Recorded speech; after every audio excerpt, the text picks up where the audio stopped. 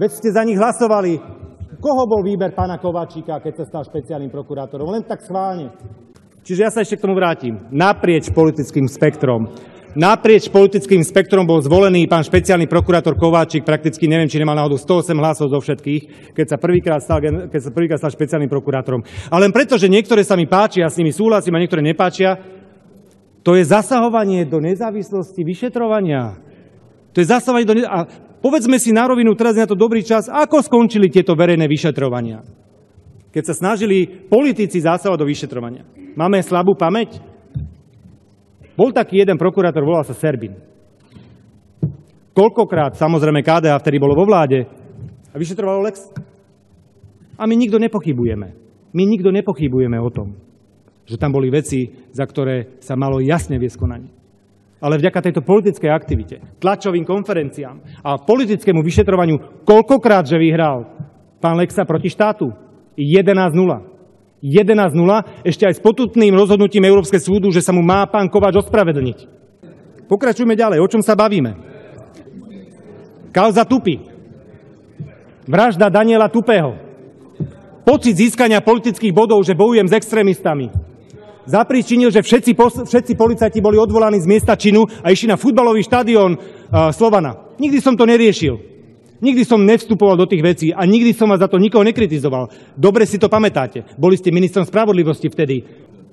Keby v tom čase nechali politici robiť robotu policajtov tak, ako majú, nevyzrádzať dôkazy zo spisu, neverejne vyšetrovať, dnes by bol vrah Daniela Tupého potrestaný. Som o tom presvedčený. Sitka. Takisto som nevidel žiadnu tlačovku. Vy ste vznesli obvinenie? Sa pýtam. No tak vidíte. Kauza Sitka. Nevidel som tlačovú konferenciu. Áno, polícia konala. A takto presne má byť. Nikdy ani ja, ani ty, pán poslanec, by si nemal dávať žiadne pokyny policajtom, ako majú vyšetrovať, koho majú vyšetrovať, čo majú vyšetrovať. Lebo minister vnútra tu nie je na to, aby vyšetroval. Na to máme ústavu a pravidlá orgánov činných v trestnom konaní, ktoré nie sú riadené zákonom o policajnom zbore, za ktorý zodpovedáš, ale špeciálne trestným zákonom. A práve preto majú orgány činné v trestnom konaní problém občas, pretože buď sú kauzy vymyslené, alebo potom niektorí politici tie vyšetrovania manipulujú. Poďme ďalej, ale daňová správa. Kľudne sa dostaneme ešte v ďalšom pokračovaní, ale daňová správa, rozpad daňovej správy, ohluchla, oslepla, výbuch, kolaps, ktorý nastal pod vedením pána Krnáča, nominanta tu vás, bývalej koalície. Nepočul som tlačové konferencie o tom, že utekla miliarda.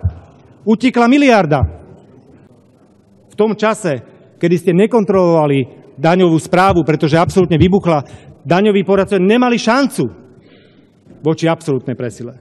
Ako ste vtedy reagovali? Koľko tlačových konferencií, invazívnych úkonov? Čo všetko ste vtedy urobili? Nič. Dneska nakupuje ministerstvo vnútra hypermoderné hasičské autá na úrovni od 270 do 350 tisíc eur za kus. V čase vlády, keď bol pán ministrom spravodlivosti, nakúpila tie isté autá, dokonca tá istá značka od toho istého výrobcu, za 700 tisíc eur za kus.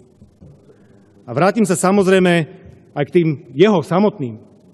Je svetový rekorder, neviem, či to viete. Je svetový rekorder a podarilo sa mu vytvoriť tým, že nakúpil najdrahšiu Fabiu na svete. Častokrát tu zaznievalo v tomto pléne, niečo sa kúpilo 10-násobne drahšie, niečo 10-násobne lacnejšie. On je jediný, ktorý bol schopný kúpiť Fabiu, ktorá stojí 8 000, za 82 000. Neviem si predstaviť. Videl som tú Fabiu, keď som prišiel na ministerstvo vnútra, ale je to tak. Spomeníme takú jednu vec, ktorá vyjadruje vzťah pána poslanca Lipšica k politike. Keď bol minister spravodlivosti, a vy ten príbeh určite poznáte, objednal si prieskumy u jednej českej agentúry za 2,5 milióna slovenských korún. Dnes teda 70 000. Všetci vieme, že bežný prieskum stojí 10. Aj ten najväčší, ktorý ste si zadávali pred voľbami, stojí 10. Dobre, neriešme cenu. Ale čo boli otázky? Je pán minister Lipšic správny chlap? Ako by sa mohol zapáčiť ženám? Ďalšia otázka. Ako by sa mohol zapáčiť svojim voličom? Za štátne peniaze si dá urobiť osobný prieskum. Za štátne peniaze si dá urobiť osobný prieskum. Pán Lipšic, nemôžete mi vy nikdy hovoriť o tom, či je niečo problém, alebo nie je. Nikdy. Pretože tento prieskum, ktorým ste si robili osobnú popularitu,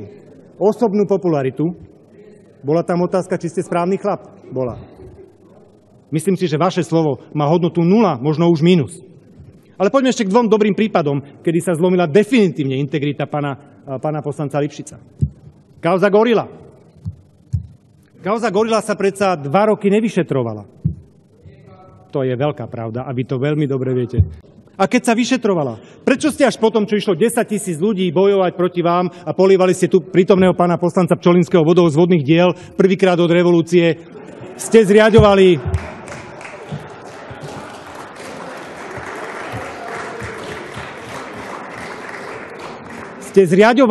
špeciálny tím na vyšetrenie kauzy Gorila. Prečo ste ho teda zriadili, keď ste to vyšetrovali? Ja tomu nerozumiem. Prečo ste ho zriadili? Aké bolo moje zistenie, keď som prišiel na ministerstvo vnútra, keď som sa prvýkrát stretol s tímom Gorila ja?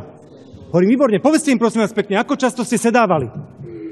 Pán minister, prepáčte, ale my sme sa dnes stretli prvýkrát. Toto mi povedali členovia tímu Gorila, že sa stretli prvýkrát, až keď som nastúpil ako minister. Takže ako sme to vyšetrovali? Toto je fakt. A potom ešte taká jedna drobná vec, keď som sa opýtal, prečo teda obvinili Pavla Ruska, ktorý s Gorilou nejak veľa nemal, tak to odpoveď bola, citujem, lebo si to, pán minister, želali.